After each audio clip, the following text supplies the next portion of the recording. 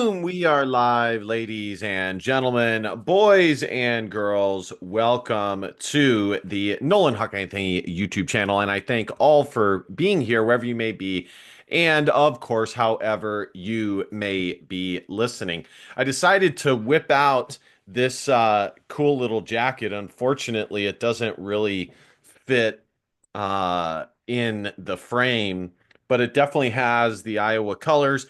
Not that they deserve it after their abysmal performance on the road against Illinois, but still, I didn't even remember that I have this. I have so much Iowa gear that has been sent to me over the years from my family in Iowa. You know, there's all these cool shops in the state of Iowa that makes Iowa gear that otherwise, if I were to buy online, would be fairly expensive.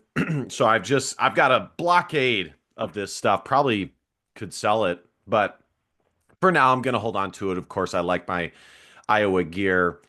Let's talk about, and of course, I got the sunglasses on. We're commiserating. We're back to commiserating. This was an expected performance from Iowa. I told you guys when they won to not get too when they defeated Washington, that I, and by extension you guys, should not get too uh, up about the fact that they beat one of the worst teams in the Big Ten. Now, every game in the Big Ten is a tough game, but the thing is, number one, at the Division I level, but namely at the Big Ten level or the Power Four level, the differences that end up being pronounced, but in reality they're really small differences, are just all over the place when it comes to, you know, a team like Washington versus beating a team like Illinois. Okay, the talent gap is not that much wider. They're all super talented teams. But the things that an Illinois does well to have them be a top of the Big Ten team versus a Washington may appear small, but they're much bigger than what they seem. And I said to not get too overly reactionary about that victory. It was good from the sense of it was good for Iowa to get back in the win column. I'm noticing that there's some people who maybe have the opinion that if Iowa continues to lose, it kind of like in the NBA or NFL when teams tank, it will help Fran McCaffrey get out the door. I don't really think that's the case. I think at this point, um, I can almost guarantee that Beth Gates probably has her mind made up at this point. And if she is going to part ways with Fran McCaffrey, she's going to do it outside of Iowa winning or making the Big Ten tournament, which at this point is an outside chance, and winning said Big Ten tournament, which would almost be unheard of. It pretty much would be unheard of. I mean, it's such a small chance that these things would happen. So what I'm saying is the bigger point is I can almost guarantee that Beth Gates already has her mind made up one way or the other. And I think what it boils down to is giving Fran McCaffrey one more year or just saying, nope, we've seen what we're going to see out of Fran McCaffrey. We're not seeing the improvements that we would like to see, and we are going to part ways. I've also seen people in the comments, you know, like I titled the video "Much Needed Win." And the thing is, guys, like, again, it's much needed from the sense of Iowa. Like, they being in the losing column, obviously they wanted a win. I mean, that from that perspective, it is a much needed win. From the perspective of them not making the Big Ten tournament, it was a much needed win. So, that's just what that is. At this point, guys, and I'm gonna keep this video really short because there's really not much to talk about. We are 28 games into the season, and Iowa is who they are at this point. Sure, Would things maybe be a little bit better with Owen Freeman and Drew Thelwell? Is Iowa a little shorthanded? Shoot, would things even be a little bit better with Cooper Coach, aka Cooper Koch, aka Cooper Koch? Yeah, they probably would be slightly better. Fran McCaffrey, his team this year has been dealt a lot of injuries. They've been dealt the injury bug. But again, is that partly on Fran McCaffrey? Does Iowa not have the right strength and conditioning coach? Do they not have the right offseason program in place to have guys not get injured? Now, yes, injuries, there's some people who think that injuries are completely happenstance, like 99%. Some injuries are. Some injuries are completely happenstance, but some other injuries are not. The problem for us fans is Fran McCaffrey doesn't give a ton of information on these things. Like Drew Thelwell rolling his ankle. That's probably somewhere in the middle because I can tell you guys, as somebody with flat feet myself, I'm more prone to rolling my ankles. And I rolled my ankles so many times, I ended up having to have surgery at the end of my senior year. It's actually why I didn't end up playing college basketball versus playing college water polo. But the bone on the outside, the tendon on the behind the bone on the outside of your ankle, it snapped over, it chipped a little bit of my bone there. And suffice it to say, those things everybody can work on. And a good strength and conditioning coach knows that there's certain players, heck, even I mean, I would say all players when it comes to basketball, in particular, just because of the nature of the game, that will be prone to rolling their ankles. So that type of injury is probably somewhere in the middle. But nonetheless, Iowa has dealt with a lot of injuries. Things would be a little bit better if they had their full cabinet of players at their disposal. But nonetheless, it's not like Iowa, even when they did have all these guys, it's not like they were a top 30 team in the country. Even then, that I would say at Iowa's best, they are a top 50 team. Okay. Or maybe top 45 at their best, which I believe at times this year they actually were top 45. The thing is, guys, Iowa is an average basketball team.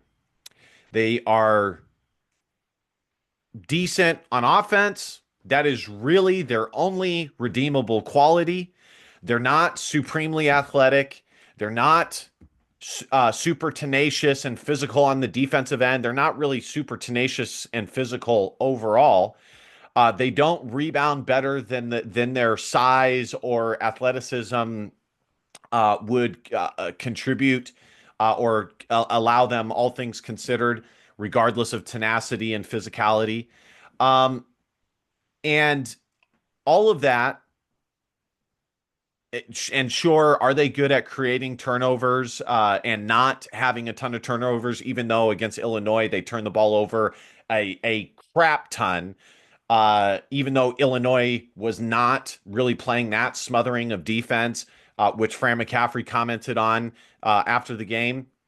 Yes, those things are true, but all of those things add up to Iowa being an average team. They don't have an alpha on this team.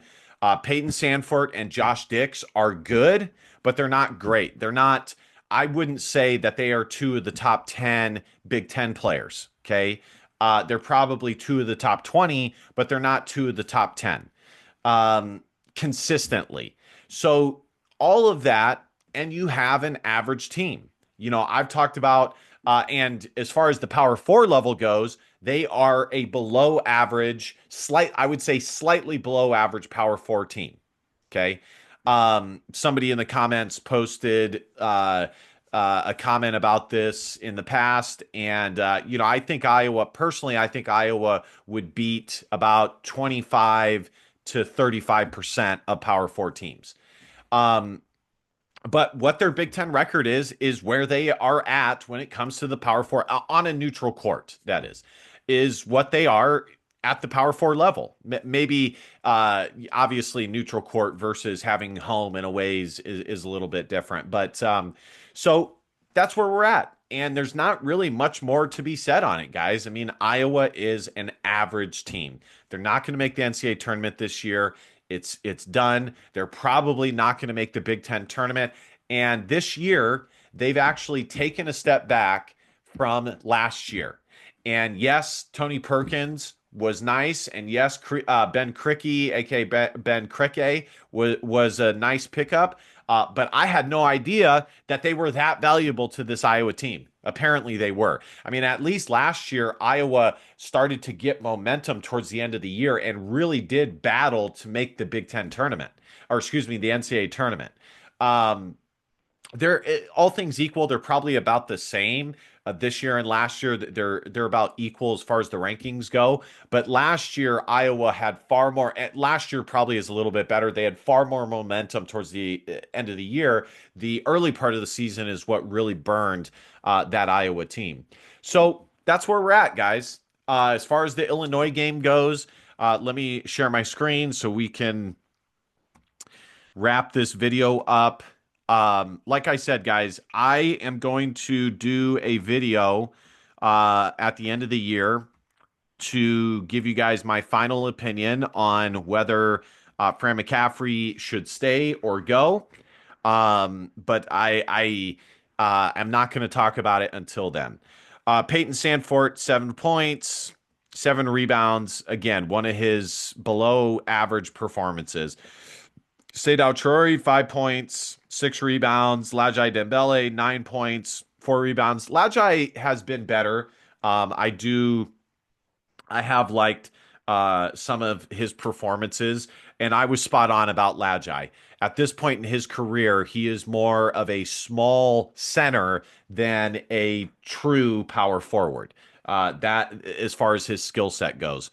Brock Harding had a decent night with 16 points, 3 rebounds, and 4 assists. Josh Dix, 11 points, 4 rebounds, 1 assist. One of the things that Josh Dix needs to improve on is becoming more of a playmaker, and he needs to get in the, averaging at least 3 assists per game, because he is somewhat of a undersized 2 guard at 6'4". Carter Kingsbury got 18 minutes, a former walk-on. Price Sandfort had 4 points. Evan Braun, 6 points. Chris Taggio got in there. Riley Mulvey, after having a really good game, only saw 3 minutes in this game. So, as far as the team stats go, let's see here. Iowa shot 42% compared to Illinois, 51%. They both shot about below 35% from 3. Free throw percentage, Iowa was 78%, Illinois 67. Total rebounds, Iowa actually won the rebounding battle, which is surprising, but they did. So that's an improvement. That's definitely a positive. Assists 17-14 in favor of Illinois, blocks 2-2, steals 7-1.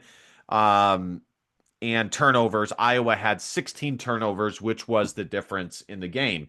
And again, this is what it boils down to for Iowa, and this has been the biggest thing, aside from small, minute things that end up compounding and being bigger things, is their toughness on the road. Iowa is not tough on the road. They don't have what it takes to bear down, grit down, and play a full 40 minutes of basketball on the road and get, especially when it comes to quad 1 opponents, most of the time quad 2 opponents as well, and get the victory.